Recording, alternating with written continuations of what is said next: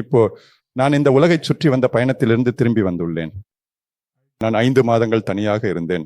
எனக்கு எந்த கூட்டமும் எந்த உரையாடலும் இல்லை. மற்றும் நான் ஒரு தொடர்ச்சியான உலக சுற்றுப்பயணத்தை விட மிகவும் கடினமான ஒன்றை செய்தேன். ஏதேனும் ஊகங்கள் உள்ளதா? கமாண்ட் தேர்வை முயற்சி செய்தீர்களா? கமாண்ட் தேர்வை முயற்சி செய்தீங்களா? ஆம், நல்ல பதில்.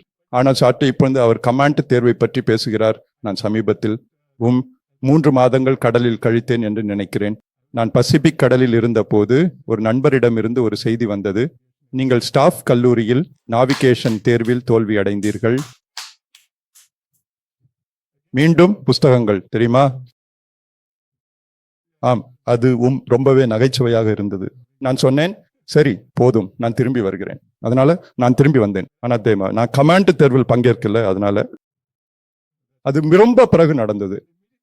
ஆனால் உலகை சுற்றி வந்தவுடனே நான் ஒரு தொடர்ச்சியான உலக சுற்றுப்பயணத்தை விட கடினமான ஒன்றை செய்தேன். அது என்னவென்றால், நான் ஒரு உரை நிகழ்த்தினேன். அந்த நிகழ்ச்சியில யார் கலந்து கொண்டிருந்தார்கள்? இந்தியாவின் ஜனாதிபதி, கடற்படை தலைமை, மகாராஷ்டிராவின் ஆளுநர், மேலும் உங்களுக்கு தெரியும் CNC மற்றும் அந்த எல்லா முக்கியமானவர்கள். என் உரையில் உலகை சுற்றி செல்ல எனக்கு உதவிய அனைவருக்கும் நன்றி தெரிவித்தேன். ஆனால் உரையை முடிக்க வேண்டிய நேரத்தில் நான் ஜனாதிபதியை பார்த்து, சார், நான் இன்னொரு சுற்று செல்லலாமா தயவு செய்து என்று கேட்டேன். அவரும் ஆம் சிரித்து கொண்டிருந்தார்.